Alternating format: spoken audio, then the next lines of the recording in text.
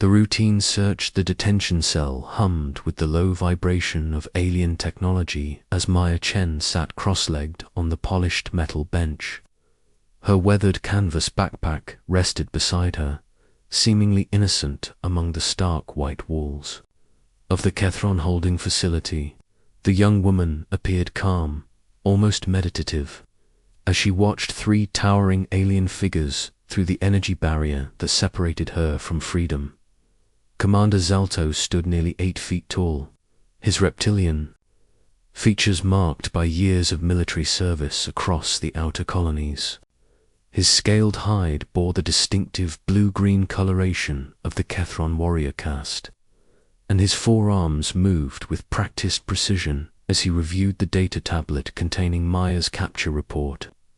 Beside him, Lieutenant Vextar clicked, his mandibles nervously, a habit that revealed his relative inexperience despite his imposing stature. The third alien, Specialist Quinn, remained silent as always, his pale yellow eyes studying the human female with scientific curiosity. Another border runner, Vextar, said in the clicking, chittering language of his people, the universal translator. Mounted on the wall, rendered his words in crisp English. These humans grow bolder each cycle, venturing deeper into our territory. Maya tilted her head slightly, a small smile playing at the corners of her mouth. She understood more of their language than they realized, but she kept that information to herself. Her fingers absently traced the worn fabric of her backpack, feeling the familiar weight of her belongings inside. Human female, Commander Zaltos addressed her directly, his voice carrying the authority of countless interrogations. State your purpose in Kethron's space. I already told your patrol, Maya replied, her voice steady and clear. I'm a geological researcher from the Terran Science Institute. My ship's navigation array malfunctioned during a routine mineral survey mission. I was forced to make an emergency landing on your mining station. The answer was perfectly reasonable, backed by forged credentials that had taken months to prepare. Maya had rehearsed this story countless times, ensuring every detail would withstand scrutiny. Her cover identity as Dr. Maya Chen, Specialist, was thorough and believable. Specialist Quinn stepped forward, his pale eyes narrowing as he studied her. Unlike his more aggressive companions, Quinn relied on observation and analysis. Your vessel's logs have been corrupted, he noted. Most convenient for a navigation malfunction. Solar flares have been particularly active in this sector, Maya responded without hesitation. They're known to cause data corruption in older ship models. I submitted a report about this issue to the Institute months ago, but funding for equipment upgrades is always limited. Zaltos growled low in his throat, a sound that would have terrified most humans. Maya simply waited, her dark eyes reflecting calm patience. Her black hair was pulled back in a simple ponytail, and her clothes practical cargo pants and a lightweight jacket suggested. Nothing more threatening than an academic who spent time in the field. We will search your possessions, the commander announced, gesturing to one of his subordinates. Protocol requires complete examination of all materials carried by unauthorized border crossers. Of course, Maya said, lifting her backpack with both hands. Please, search whatever you need to. I have nothing to hide. The three aliens exchanged glances. Most humans became agitated during searches, demanding to contact their embassies or protesting their innocence with increasing desperation. This female's cooperation was unusual, though not entirely unprecedented. Some humans simply resigned themselves to their situation more quickly than others. Vextar approached the energy barrier and gestured for Maya to place her backpack in the transfer chamber. She complied without resistance, watching as the pack was transported to the examination area beyond her cell. The aliens donned protective gear, standard procedure when handling potentially contaminated human belongings before beginning their methodical search. The first items to emerge seemed entirely innocent. A portable geological scanner, its screen cracked from apparent overuse. Several sample containers filled with various mineral specimens. A water purification tablet dispenser. Standard equipment for field researchers working on planets with uncertain water quality. Energy bars in vacuum-sealed packages, labeled with nutritional information in multiple languages. Standard civilian equipment, Vexter observed, holding up the geological scanner. The device's databanks contained months of authentic mineral. Surveys from various systems, part of Maya's carefully constructed cover story. These readings appeared genuine. Specialist Quinn examined each item with scientific thoroughness. A small toolkit containing basic repair instruments. A personal communicator with a cracked screen and dead battery. 3 worn paperback books. Human literature that suggested intellectual interests beyond pure science. A spare change of clothes, practical and unremarkable. No weapons, Vextar reported to his commander. No contraband substances. No illegal technology. Maya watched their examination with apparent interest, occasionally nodding when they held up items for her to identify. The mineral scanner needs recalibration, she mentioned helpfully when Vextar struggled with its controls. There's a reset sequence in the manual if you're interested in the technical specifications. Commander Zaltos found her cooperation increasingly suspicious. In his experience, humans were naturally deceptive creatures who hid their true intentions behind layers of misdirection. This female's openness felt wrong somehow, though he couldn't identify exactly what disturbed him about her behavior. Continue the search, he ordered. Empty everything. Vexter inverted the backpack and shook it vigorously, ensuring no hidden compartments remained sealed. The last few items tumbled out onto the examination table. A small medkit containing basic first aid supplies. A folded solar charging panel for electronic equipment. A pouch of hygiene items that made the aliens wrinkle their snouts in distaste. And then something else slipped out. From the very bottom of the pack, hidden behind a carefully concealed inner panel that had remained undetected during their initial examination. Fabric, dark blue. Fabric folded with military precision into a compact square. The 3 aliens froze as Specialist Quinn reached for the mysterious item with one clawed hand. The material felt different from anything in their database, some kind of advanced synthetic weave that seemed to absorb light while remaining surprisingly lightweight. But it was clearly a uniform of some kind, complete with insignia and rank. Markings. Quinn unfolded the garment slowly, revealing a military jacket unlike anything they had seen before. The base color was deep navy blue, but the fabric seemed to shift and change depending on the viewing angle, suggesting adaptive camouflage technology far beyond what they had expected from human civilians. "What is this?" Vexter demanded, but his voice had lost much of its earlier confidence. Maya's expression remained perfectly neutral, but something had changed in her posture. The relaxed, almost casual demeanor of moments before was gone, replaced by a stillness that somehow felt more dangerous than any aggressive display. "It's a uniform," she said simply, but the insignia told a different story. On the left shoulder, a silver emblem showed a stylized eagle grasping a star, surrounded by text in multiple human languages. On the right shoulder, a patch displayed coordinates that the Kethran computer systems quickly identified as referring to the human capital world. And across the chest, in bold lettering that made Specialist Quinn's hands tremble, were two words that had become legendary across the galaxy: Colonial Defense.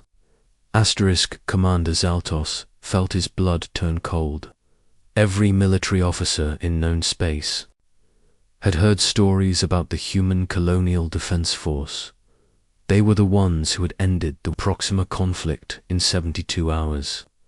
They were the force that had single-handedly prevented the Zephyrian Empire from expanding into human space. They were the reason that even the most aggressive alien species thought twice before threatening human colonies. But this uniform bore additional markings that made the situation infinitely worse. Below the Colonial Defense insignia, smaller text identified the wearer's unit: Special Operations Division, Deep Reconnaissance Unit. Maya stood slowly, her previous civilian persona dissolving like morning mist. The frightened researcher was gone, replaced by something that made the air in the detention facility feel dense and threatening.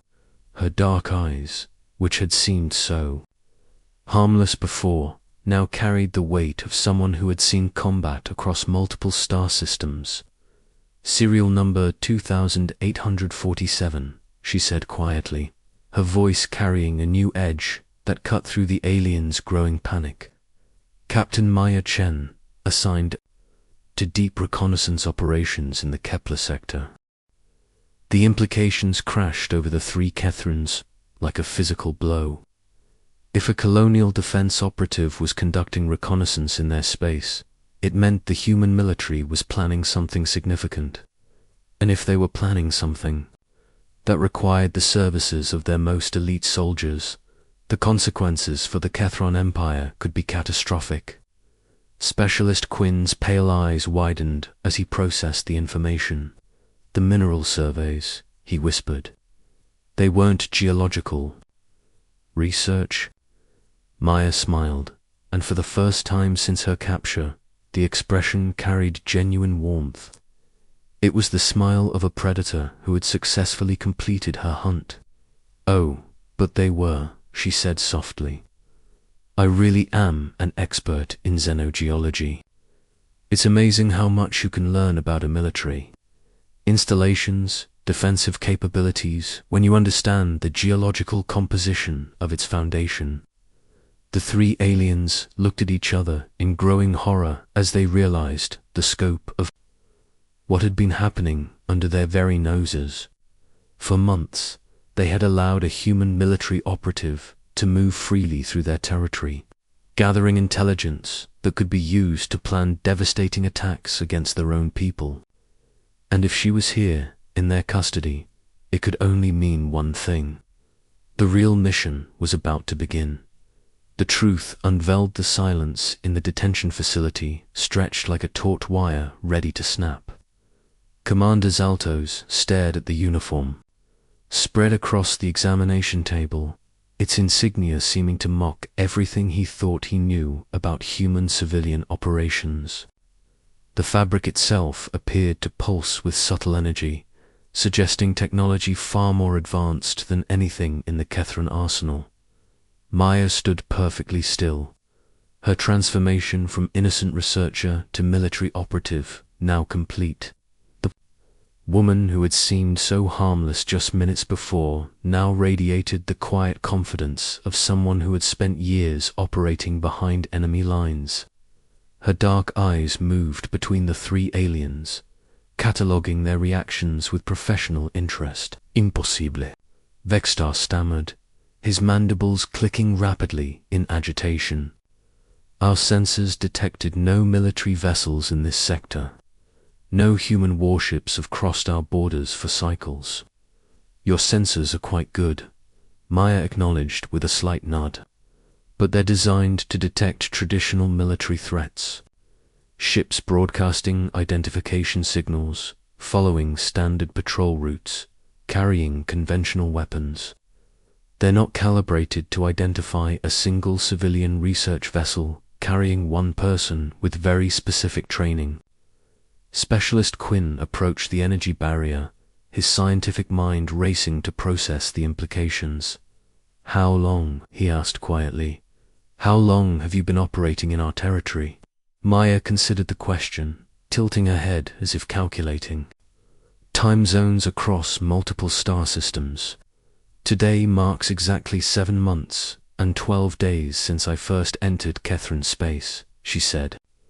"I've visited 43 different installations, conducted mineral surveys on 18 planets, and filed detailed reports on the geological composition of every major military site in your outer colonies." The casual way she delivered this information made it somehow more terrifying. She wasn't boasting or threatening. She was simply stating facts, the way a researcher might discuss her academic findings. Commander Zaltos activated his communicator with trembling claws. "Security alert," he barked. "Initiate lockdown protocols. Scan all data transmissions from the past 8 months. Search for any unauthorized." "I'm afraid it's too late for that," Maya interrupted gently. The uniform jacket contained more than just fabric and insignia. Hidden within its advanced weave were transmission arrays that had been steadily uploading data to human space for months. Every defensive position, every patrol schedule, every weakness in Kethran border security had been catalogued and transmitted to Colonial Defense Command. She reached into a concealed pocket of the uniform and withdrew. A device no larger than a human thumb.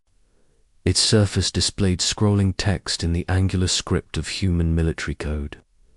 "Data upload 100% complete," she read aloud. "All intelligence packages successfully transmitted to Fleet Command, Strategic Planning Division, and Special Operations Headquarters." Vextar's legs nearly gave out beneath him. The scope of the intelligence breach was staggering. If the humans possessed detailed information about every Kethron military installation in this sector, they could plan precision strikes that would cripple the Empire's defensive capabilities before a single alarm could be raised. "Why, Commander?" Zaltos demanded, his voice hoarse with growing desperation. "We have no quarrel with humanity. Our species have maintained peaceful relations for decades." Maya's expression hardened, and for the first time since revealing her true identity, anger flickered in her dark eyes. "Peaceful relations," she repeated, her voice carrying a bitter edge. "Tell that to the families of the 300 civilians killed when your raiders attacked the supply convoy near Rigel Station." The 3 aliens exchanged shocked glances.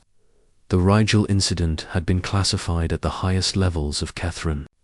Military command, official reports claimed the attack had been carried out by unknown pirates using stolen technology.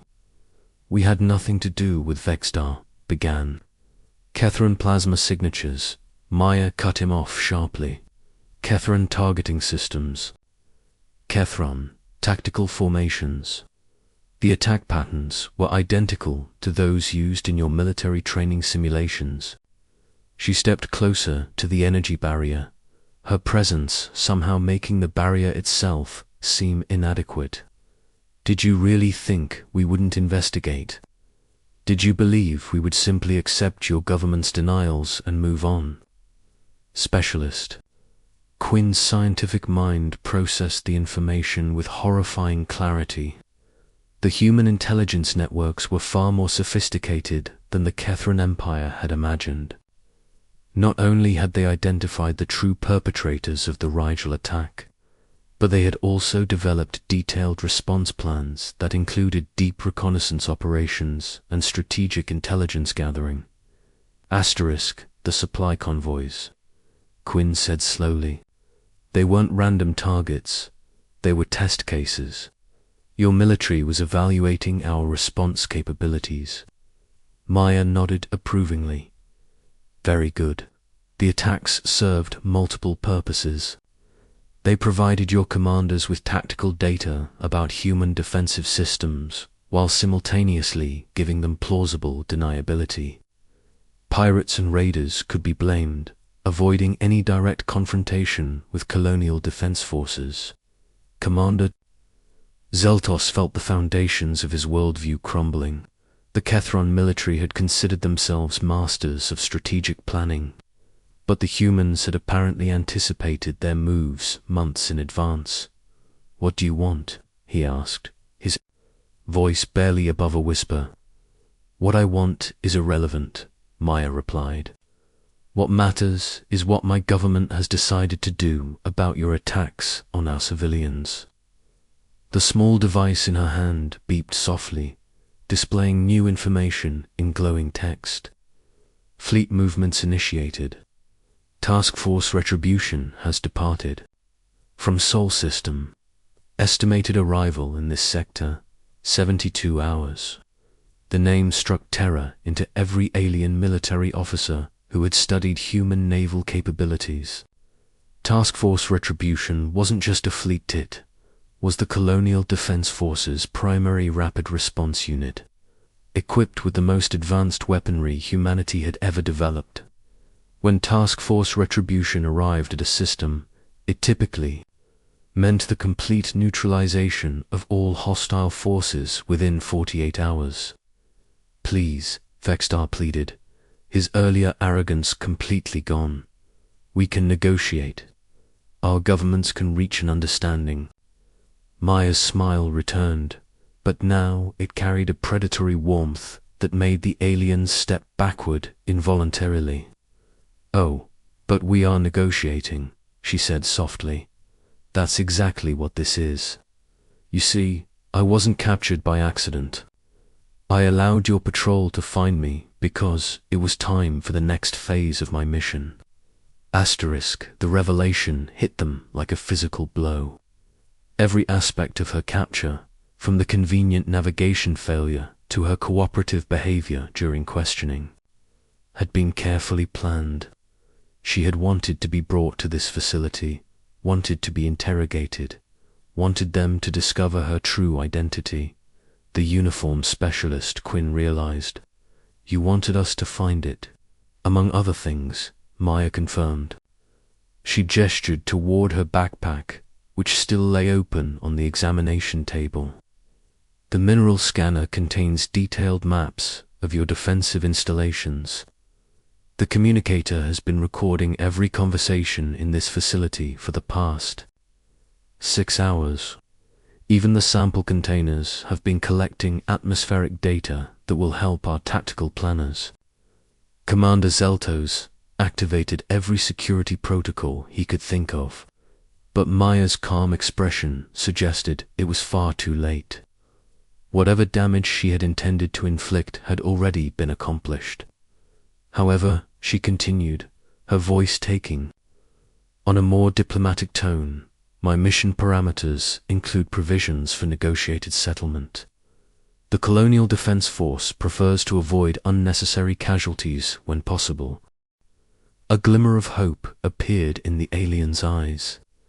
If the humans were willing to negotiate, perhaps there was still a chance to avoid catastrophic conflict. "What are your terms?" Zeltos asked. Maya began folding her uniform with the same military precision that had characterized its storage. Immediate cessation of all raids against human civilian targets. Full disclosure of all Kethron military assets involved in previous attacks. Reparations to be paid to the families of those killed at Rigel Station. She paused, meeting each alien's gaze in turn. "And a formal apology from your high command, acknowledging responsibility for the attacks." The terms were harsh, but not impossible. The Kethron Empire could potentially accept such conditions if it meant avoiding direct military confrontation with humanity's most feared naval unit. "How do we know you'll honor such an agreement?" Vextar asked. "Because," Maya said, slipping the folded uniform back into her backpack, "we're not like you. When humans give their word, especially in military matters, we keep it. It's one of the reasons other species find us so... predictable. The word carried layers of meaning that weren't lost on her captors. Humanity's predictability in military matters was legendary throughout the galaxy. They telegraphed their intentions clearly, offered reasonable terms, and then followed through with devastating efficiency if those terms were rejected. Alarms began sounding throughout the facility as Commander Zaltos received updates from his tactical officers. Long-range sensors had detected multiple contacts approaching the system at high speed. The human fleet was arriving ahead of schedule. Maya checked the device in her hand once more, nodding with satisfaction. Task Force Retribution, commanded by Admiral Sarah Rodriguez, she announced. 12 heavy cruisers, 6 assault carriers, and 37 support vessels. They'll be in weapons range within 6 hours. The aliens stared at her in stunned silence as they realized the scope of the force bearing down on them. It was enough firepower to sterilize entire planets, concentrated in a single tactical formation designed for rapid system conquest.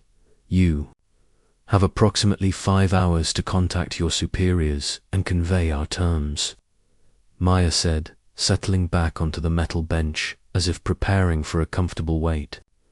After that point, Admiral Rodriguez will assume that negotiations have failed and proceed with military objectives. Commander Zaltos rushed from the detention area, already composing emergency communications to Catherine High Command. Vexstar and Quinn remained, studying the human female who had single-handedly orchestrated what might be the most sophisticated intelligence operation in galactic history. You knew we would find the uniform, Quinn said eventually. Maya nodded. Every detail was planned. Your species psychology, your military protocols, your likely responses to each revelation. We've been studying the Kethran Empire for much longer than 7 months, Specialist Quinn. As the 3 aliens contemplated the implications of her words, Maya closed her eyes and allowed herself a small smile. The mission was proceeding exactly as planned, and soon the families of those killed at Rigel Station would have the justice they deserved. Outside the facility, the first human ships appeared as bright stars against the darkness of space, growing larger with each passing moment. Asterisk,